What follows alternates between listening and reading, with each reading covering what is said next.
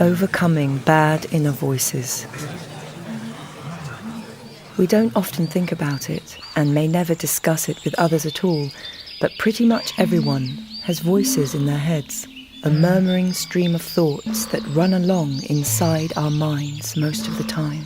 Sometimes the inner voice is encouraging, calling for you to run those final few yards. You're nearly there, keep going, or urging you to calm down because you know it will all be okay in the end. But sometimes the inner voice is simply not very nice at all. It is defeatist and punitive, panic-ridden and humiliating. It doesn't represent anything like our best insights or most mature capacities. It's not the voice of our better nature. We find ourselves saying, "You disgust me, things always go to shit with you," or "You useless little idiot."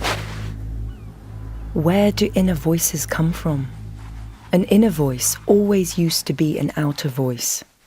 We absorb the tone of others, a harassed or angry parent, the menacing threats of an elder sibling keen to put us down, the words of a schoolyard bully or a teacher who seemed impossible to please. We internalized the unhelpful voices because at certain key moments in the past they sounded compelling. The authority figures repeated their messages over and over until they got lodged in our own way of thinking.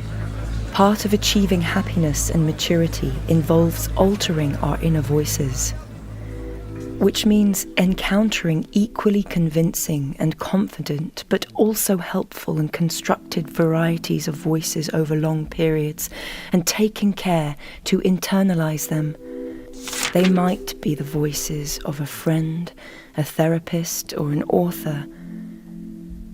We need to hear them often enough and around tricky enough issues that they come to feel normal and natural responses, so that eventually they come to feel like things we are saying to ourselves. They become our own thoughts. The best sort of inner voice speaks to us in a gentle, kind, and unhurried way. It should feel as if a sympathetic arm were being put around our shoulder by someone who had lived long and seen a great many sad things, but wasn't embittered or panicked by them. In certain states of humiliation around work, in many of us, there is a mocking and contemptuous voice inside one's head. It suggests that love, respect, and kindness only ever come via worldly success and competence. Our failure, not being able to make a public speech, taking time to learn to drive a car, not being especially brilliant at sales, rightly debars us from love and appreciation. We need to incorporate a voice that separates out achievement from love, that reminds us that we may be worthy of affection even if we fail, and that being a winner is only one part and not necessarily the most important part of one's identity. This is, traditionally, the voice of the mother, but it might also be the voice of a lover, a poet we like, or a 9-year-old child chatting to his or her mum or dad about a stress at the office. It is the voice of a person who loves you for being you, outside of achievement. Many of us grew up around nervous people. People who lost their tempers the moment the parking ticket couldn't be found, and who were knocked off course by relatively minor administrative hurdles like the electricity bill. These people had no faith in themselves, and therefore, without necessarily wanting to do us harm, couldn't have much faith in our own abilities either. Every time we faced an exam, they got more alarmed than we did. They always asked multiple times if we had enough to wear when we went outside. They worried about our friends and our teachers.